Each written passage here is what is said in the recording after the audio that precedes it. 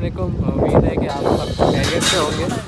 तो जैसे ये अभी साइट वर्क जो है अभी स्टार्ट हो चुका है, लेकिन लेबर इतनी नहीं भाई स्टार्ट 6:30 हो गए।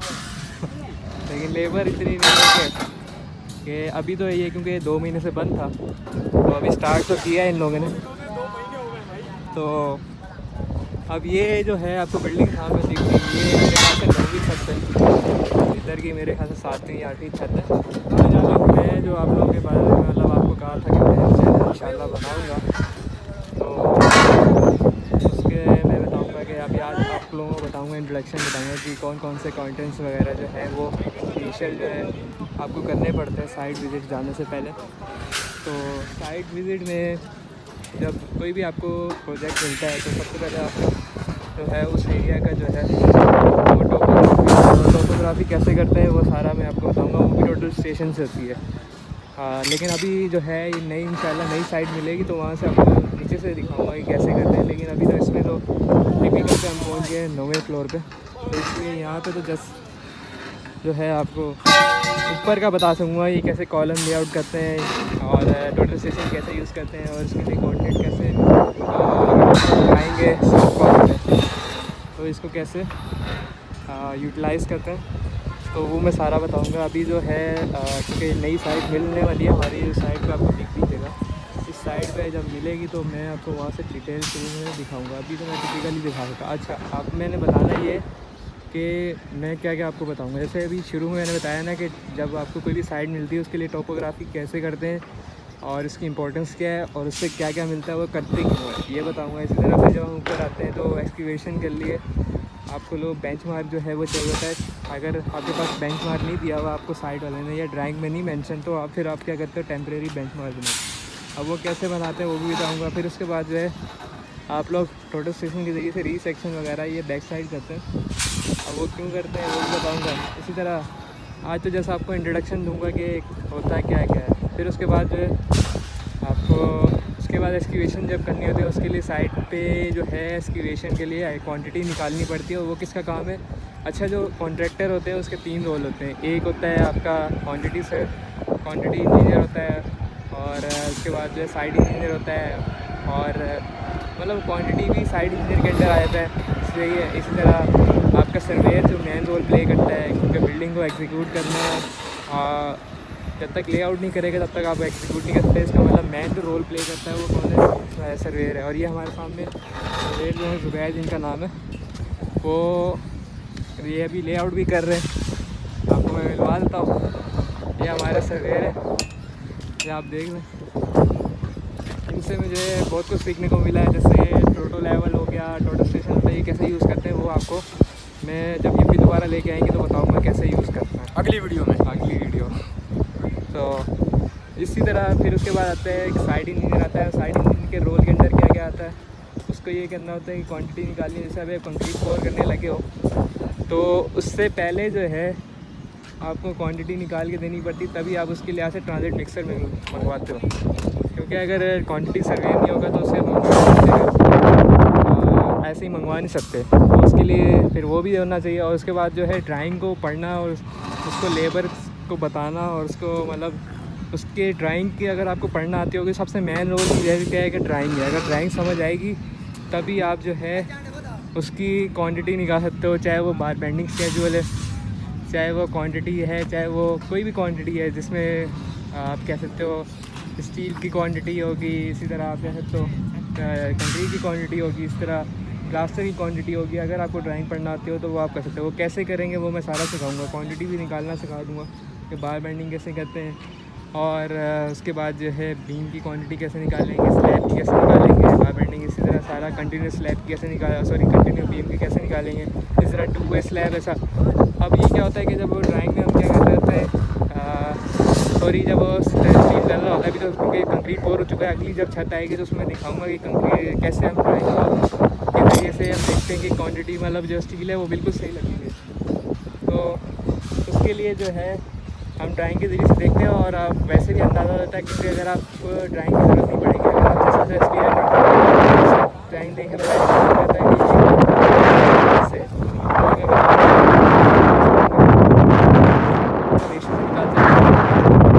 शॉर्टर स्पैन से तो उसके ज़रिए से हम पता लगाते थे ये 2 वे स्लैब है या 1 वे स्लैब है। लेकिन आप स्टील भी लगा होगा तो उससे ही पता लगा सकते हो कि ये 1 वे स्लैब है या 2 वे स्लैब है।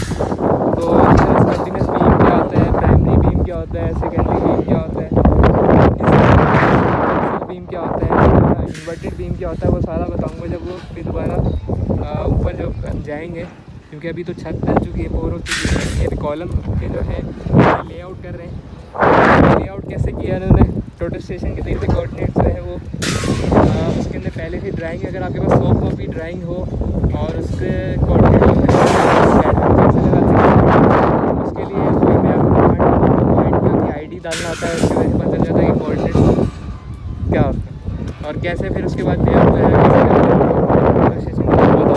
कैसे करेंगे उसको जो आपने कोऑर्डिनेट्स निकाले हैं।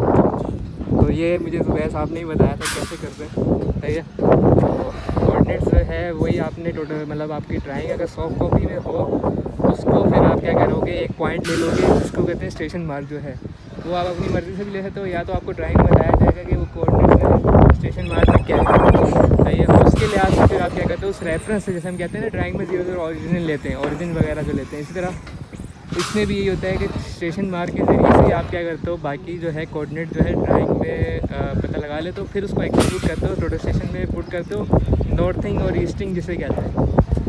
तो वो एग्जीक्यूट करके फिर आपको क्या करेगा, जो एक और बंदा जैसे हम स्टाफ लेके खड़े होते हैं होटल लेवल में, इसमें क्या होता है प्रिज्म होता है और वो जो है वो बंदा उसको बताया जाएगा कि इधर खड़े हो, इधर वो निशान लगा लेगा।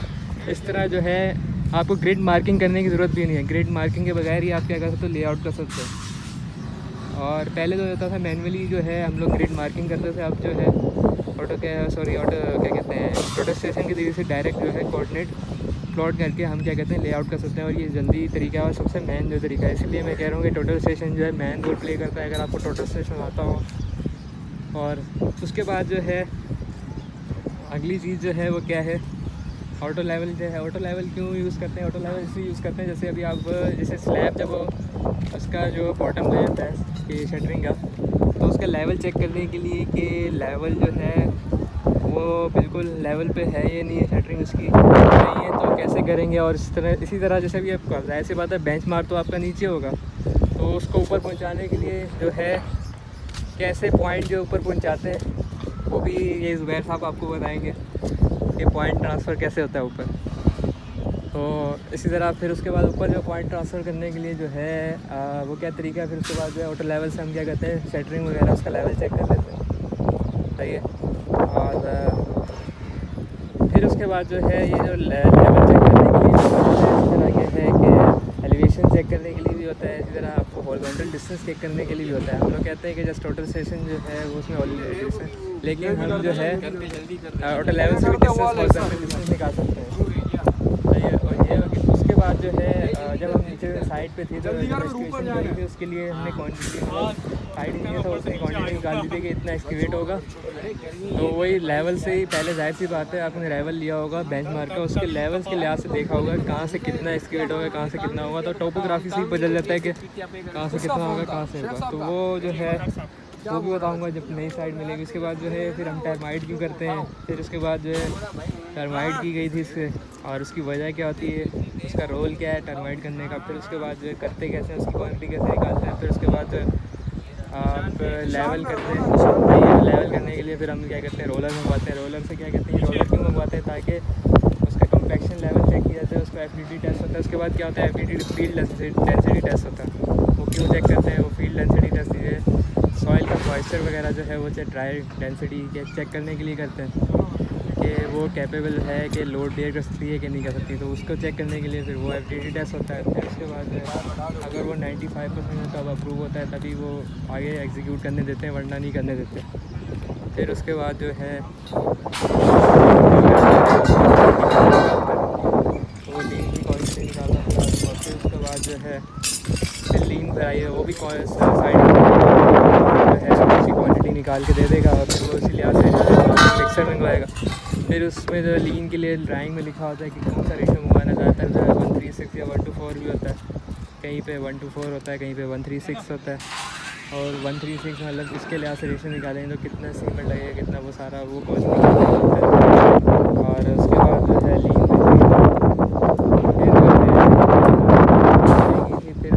जो है आपका जो है डैम प्रूफ कोर्स लगाया गया था, TPC जिसे कहते हैं, वो क्यों लगाया जाता है उसकी वजह भी बताऊंगा।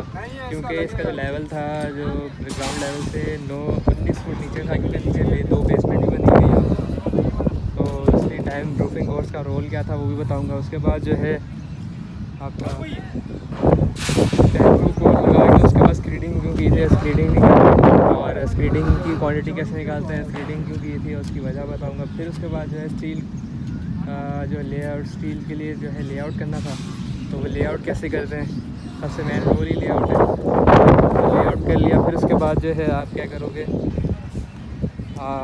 लेआउट करके फिर उसके बाद क्या करेंगे, जो सब कॉन्ट्रैक्टर होता है स्टील का, वो क्या करेगा, वो पहले से ही जो है स्टील की जो है कट करके रखेगा, कट लाइन करके रखेगा, और वो उससे आते ड्राइंग के मुताबिक जो है करता रहेगा। लेकिन उसके लिए बारबेंडिंग शेड होता है, सब कॉन्ट्रैक्टर भी बना के रखता है, साइड इंजन भी बना के रखता है, क्योंकि बिलिंग के वक्त जब जो है, क्योंकि बहुत सब कॉन्ट्रैक्टर होते हैं वो काम चोर होते हैं, और वो इसी चक्कर में क्या करते हैं, ज़्यादा बिल पेश करते हैं, क्योंकि वो जो है उनका जो टन के हिसाब से होता है, अगर जितने टन के हिसाब से यहाँ पर नहीं 4500 दे रहे हैं, तो इसी तरह जो है स्टील की क्वांटिटी अगर ज़्यादा लिख दोगे तो वो जो अगर आपने खुद नहीं निकाली होगी तो जाहिर सी बात है वो तो काम चोर होता है, वो तो फिर ज़्यादा टन बताएंगे कि हमने इतना टन लगाया। इसलिए ज़रूरी है कि वो स्टील का भी जो है क्वांटिटी बारबेंडिंग शेड्यूल बनाना पड़ता है। फिर उसके बाद जो है बॉटम बार क्या होता है, ये क्या होता है, मैन बार क्या होता है, डिस्ट्रीब्यूशन बार क्या होता है, ये सारा बताऊँगा। और मैन बार क्यों लगती है, डिस्ट्रीब्यूशन बार का क्या रोल है ये। और फिर उसके बाद जो है कंक्रीट पोर करेंगे फिर दोबारा से, क्योंकि उसको लेवल पे लाने के लिए यहाँ पे 4 फुट का मेरे हाथ से सेटरिंग है वो की थी। फाउंडेशन जो है यहाँ पे राफ फाउंडेशन ले ली थी, और कहीं से आइसोलेटेड भी डल दिया। राफ फाउंडेशन के क्या रोल है, राफ फाउंडेशन क्यों प्रोवाइड की थी। फिर उसके बाद जो है ऊपर आने उससे क्या हो जाएगा, फिर उसके बाद जो है क्योंकि नीचे से डॉवल्स निकले हुए थे कॉलम के, और ये कॉलम के जो डॉवल्स निकलते हैं ये कितने निकलते हैं, हालांकि ये बहुत ज़्यादा ऊपर निकले हुए, तो इतना निकालने की क्या जरूरत है। इसकी वजह ये होती है कि 2-3 जोन होते हैं कॉलम के, अगर बीच वाला जो जोन होता है सबसे नीचे वाला, उस पर कभी भी जो है लैपिंग जो नहीं प्रोवाइड करते हैं। लैपिंग क्या होती है वो भी बताऊँगा सारे। लैपिंग जो होती है वो हमेशा सेंटर जोन में प्रोवाइड की थी, और क्यों प्रोवाइड की जाती है उसकी वजह भी बताऊँगा। कोई नहीं बता देना, पूरा चैनल अभी ख़त्म हो जाएगा। और उसके बाद जो है डेवलपमेंट लाइन क्या होती है वो भी बताऊँगा। इसी तरह जो स्टीरअप से ये जो प्रोवाइड किए हैं, और ये ऊपर सबसे पहले स्टीरअप क्यों प्रोवाइड किया, इसलिए प्रोवाइड किया गया कि जब ये कंक्रीट बोर हो रही थी तो उसका जो पंप का जो पाइप होता है वो टकराता है, जिसकी वजह से क्या होता है लेआउट होने का नुकसान। जो सबसे मेन रोल जो होता है ना वो कॉलम की लेआउट है। अगर कॉलम की लेआउट नीचे से खराब हो जाए तो ऊपर जाके वो और मसला क्रिएट करता है, जिसकी वजह से एसेंट्रिसिटी प्रोड्यूस होती है और जो मूवमेंट क्रिएट करता है, और फिर उससे क्या होता है बकलिंग वगैरह हो सकती है। तो इसलिए जो है ये कॉलम का लेआउट मेन रोल है। फिर उसके बाद जो है कॉलम जो है नीचे से ऊपर लेके आए थे। फिर उसके बाद जो कंक्रीट, जब कॉलम की कंक्रीट पोर की गई तो उसके लिए कॉलम जब शटरिंग लगती है उसका लेवल कैसे चेक करते हैं, कॉलम की शटरिंग का। फिर उसके बाद ड्यूरिंग है पोरिंग के दौरान जो है जब पोरिंग हो जाती है तो उसी टाइम जो है कैसे जो है कॉलम के अलाइनमेंट चेक करते हैं वो भी बताऊँगा। ये सामने जो है बंदा जो है ये बड़ा मेहनती बंदा है, ये भी आपको बता सकता है कि कॉलम के अलाइनमेंट कैसे करते हैं। नहीं है भाई जोगल है। और जोगल तो प्रोवाइड करना ही नहीं चाहिए, क्योंकि ये जोगल प्रोवाइड करने का मकसद ही जो हाँ है जोगल तो मस्त है, मस्त। ये तब होता है जब आपका जो है ड्यूरिंग जब पोरिंग कर रहे होते हैं तो हम लोग शटरिंग को सही तरह नहीं देखते, ऊपर से टकराते हैं, जिसकी वजह से लेवल उधर उधर हो जाता है, जिसकी वजह से जोगल आ जाता है। और जोगल प्रोवाइड करना ही नहीं चाहिए, क्योंकि इससे डिस्ट्रीब्यूशन लोड जो होता है वो नीचे से सेम नहीं जाता। सही है। उसके बाद जो है कॉलम जो है ऊपर पोर करके फिर उसके बाद जो है बॉटम कैसे लगाते हैं, उसकी मार्किंग क्यों करते हैं कॉलम के सेंटर पे, तो वो मैं बताऊंगा क्यों करते हैं। उसकी वजह ये होती है कि देखो जब कॉलम की मार्किंग की होगी ना सेंटर पे कहीं पे भी, जैसे यहाँ पे की थी 5 फुट 3 इंच के ऊपर मार्किंग की थी, वो क्यों की थी, क्योंकि 3 इंच का नीचे क्या आता है फिनिशिंग आ जाती है, बाकी 5 फुट पे जो है वो इसलिए किया गया था क्योंकि जब वो आपकी लाइटिंग के जो स्विच बोर्ड होते हैं ये वो 4 फुट पर उससे उसके लेवल से नीचे करेंगे। उसी तरह जब आप टाइलिंग वगैरह कर रहे होगे ये तो वो भी उसी लेवल से चेक किया जाता है। और फिर आगे बताऊँगा टीए क्या होता है, टीए किस लिए प्रोवाइड करते हैं, और इसी तरह की चीज़ें। फिर उसके बाद जो है ऊपर बीम जो है बीम के बॉटम होता है वो कैसे प्रोवाइड करते हैं, वो उसी लेवल से चेक करते हैं जो मैंने बताया 5 फुट 3 इंच पे जो प्रोवाइड करते हैं उसी के लेवल से जो है बॉटम प्रोवाइड करते हैं। फिर वो बॉटम के लेवल कैसे चेक करते हैं, वो भी एक हैंड लेवल होता है, और उसके बाद मैं कोई चीज़ बोलनी है हाँ। भाई, गर्मी में भी काम करना होता है, साइड पे भी आया करो। हाँ ऐसा नहीं है कि घर पे बैठ के ऐसा सीख रहे हो। इसके लिए तो साइड पे आना लाजमी। हाँ फिर उसके बाद जो है लेआउट जो है वो जो बॉटम लेवल होता है उसमें चेक करते हैं, उसके लिए हेड लेवल भी होता है और इसी तरह टोटल लेवल है उससे और शटरिंग प्रोवाइड करके फिर उसके बाद जो लगा दिया ना, ये लगा जो है आपका जो स्टील होती है, स्टील की क्वांटिटी जो है फिर निकालनी पड़ती है स्लैब के लिए, वो भी साइड में निकालेगा और फिर उसके लिहाज से फिर क्योंकि जो सब कंडक्टर वो बिल पेश करने के लिए उससे पहले आप निकाल के रखो ताकि पता लगे कि आपने कितनी निकाली थी उसमें, फिर उस लिहाज से जो है वो आप जो है उसको बिल पेश कर दो। और फिर उसी तरह बीम के लिए बीम कौन कौन सी होती है, मैंने बताया जैसे कंसील बीम होती है, इन्वर्टेड बीम होती है और सेकेंडरी बीम होती है, प्राइमरी बीम होती है और ये पॉइंट बनाया था ये और इसी तरह जो है वहाँ 2 पॉइंट वो दिए थे, ये रिसेक्शन दिया था। सेकेंडरी बीम क्या होता है, सेकेंडरी बीम का जो स्टील होता है वो ऊपर जंक्शन पे लैपिंग जोन जो होता है वो कहाँ पे प्रोवाइड, जैसे लैपिंग कहाँ पे प्रोवाइड करते हैं बीम में, इस तरह जोन में प्रोवाइड करते हैं, इस तरह बीम में भी यही होता है कि उसका भी एक लैपिंग जोन क्रिएट करने का एक जोन होता है, उस पर आप लैपिंग प्रोवाइड करते हैं। लैपिंग होता क्या है कि एक स्टील होता है ना हमारे यहाँ पे क्वान्टिटी के होते हैं, जैसे सॉरी ग्रेड के ग्रेड पहले सबसे पहले आपको ग्रेड देखना होता है कि ग्रेड कौन सा यूज़ हो रहा है और ड्राइंग के मुताबिक वही ग्रेड क्या है तो वही लगाना है। उसके बाद जो है आपको पता नहीं पढ़ना नहीं, अगर जैसे आपका एक्सपीरियंस बढ़ता रहे तो आपको देखे बगैर ही पता चलता है ये कौन सा डाया का स्टील है। तो यहाँ पे तो 8 सूट के भी मतलब 1 इंच का और 8 सूट कितने के बराबर होता है वो भी बताऊँगा कि इसके राइट से बात मेन जो सबसे है ना वो आपका ये मेजरिंग टेप है। मेजरिंग टेप में ही सब कुछ है, सेंटीमीटर में भी पढ़ सकते हो उसको, मिलीमीटर में भी पढ़ सकते हो, इंच में भी पढ़ सकते हो, फीट में भी पढ़ सकते हो, वो सारा कैसे पढ़ना है। उसके बाद सूट में ही पढ़ सकते हैं। यहाँ पे तो ज़्यादातर जो हमारी जो है वो FPS सिस्टम पे चलता है साइड जो है, ये भी FPS सिस्टम पे। और उसके बाद जो है जो मैंने बताया कि बीम जो कितनी तरह की होती है और फिर बीम का जो क्रॉस सेक्शन कैसे पढ़ते हैं, ड्राइंग में कैसे स्टील पढ़ते हैं उसकी वो बताऊँगा। ड्राइंग पढ़ना मेन रोल है, तो मैं ये बता रहा हूँ आपको। ड्राइंग अगर तक आपको नहीं आती है तो आप जो है कुछ भी नहीं कर सकते। फिर उसके बाद जो है ये क्रैक्स क्यों आते हैं अगर पूछ लिया तो? हाँ ये क्रैक्स भी बताऊँगा, क्रैक्स क्यों आते हैं। ये क्रैक एक हेयर लाइन क्रैक्स होते हैं, उसकी वजह क्या होती है जैसे ये पूछ रहे हैं कि क्रैक्स क्यों आते हैं, तो बताऊँगा कैसे क्रैक्स आते हैं। वो जब आपको ऊपर जाएंगे तभी बताऊँगा कि ये क्रैक्स अपीयर क्यों होते हैं। निशान जी है तो ये भी बताना है कि मैन रूल क्या है क्रैक्स और ये इसको ख़त्म कैसे कर सकते हैं अगर क्रैक्स। तो इसी तरह कॉलम जब पोर करते हैं उसमें हनी कॉमिंग की होती है और वो भी बताना है कि क्यों, उसकी वजह क्या है। पोरिंग कॉलम और राफ्ट कंक्रीट के अंदर क्या डिफरेंस होता है वो भी बताओगे? हाँ ये जैसे भी इन्होंने एक और सवाल किया है कि कितने में डिफरेंस क्या है, तो ये बताऊँगा। और इसी तरह जो है और ये स्टील के जो है ना ये लैपिंग कितना रखा जाता है? हाँ ये लैपिंग जो है वो देखें हमने पढ़ा हुआ है ना ACI के मुताबिक जो है स्टैंड होता है, लेकिन जो है कहीं कहीं पे ड्राइंग के मुताबिक भी हमें फॉलो करना होता है। ज़रूरी नहीं है कि वही जैसे हम 56 पढ़ते थे ये वो सारा पढ़ते हैं, तो वो ड्राइंग के मुताबिक कैसे पढ़ते हैं भाई, इस काम के लिए घर वालों को छोड़ना पड़ता है। सवाल नहीं जवाब है, चल यार ये तो जवाब हो गया आपका। हाँ जवाब वही।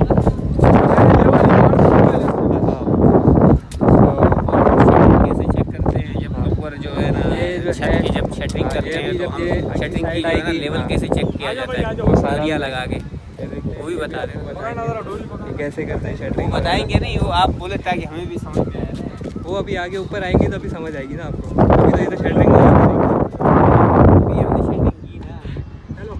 अच्छा इसी तरह जो है कॉलम के अंदर हनी कॉमिंग कब आती है वो बताऊँगा। फिर उसके बाद जो है क्या कहते हैं ऊपर जाते हैं तो बीम कैसे करते हैं, बीम कैसे चेक करते हैं ड्राइंग के मुताबिक। फिर उससे स्लैब जो होती है, स्लैब के अंदर जो है कैसे पता है कि 2 वे स्लैब है या 1 वे स्लैब है। स्टील के जैसे बात है 2 वे स्लैब और नीचे बॉटम पे तो सारा स्टील प्रोवाइड करते हैं और टॉप पे जस्ट क्या करते हैं प्रोवाइड करते हैं। उसकी वजह और 10 मिली बताऊँगा प्रैक्टिकली, मतलब ये जो है ये दोनों को दिखा के मतलब प्रैक्टिकली समझ आए ताकि थ्योरेटिकली जब हम लोग क्या करते हैं थ्योरेटिकल पढ़ते हैं, थ्योरेटिकल समझ नहीं आती जब तक आप प्रैक्टिकली जो है देख के उसके साथ थ्योरेटिकल समझ आएगी।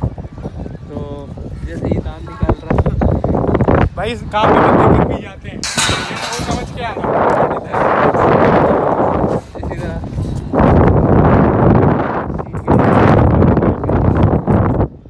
और फिर उसके बाद जो है जब स्टील लग जाएगा तो उसका बताऊँगा ड्राइंग के मुताबिक। फिर उसके बाद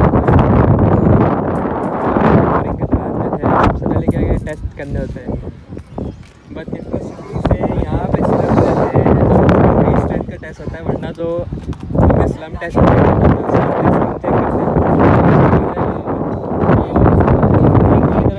होते हैं 3 तरह के होते हैं स्लम की टाइप्स होती हैं। एक लैब होता है, एक होता है, और जो पम्प के जरिए से आता है उसमें कितने अलाउबल होता है कि कितना भाई इतना अलाउबल है कि कंक्रीट पोर कर सकते हो। फिर उसके बाद इसी तरह क्या होता है कि कंक्रीट जब पोर करने से पहले ही हम क्या करते हैं सिलेंड्रिकल कंक्रीट पोर करते हैं, ट्यूब बना लेते हैं सिलेंड्रिकल। और उसमें ये होता है कि कंक्रीट जो है कंप्रेसिव स्ट्रेंथ चेक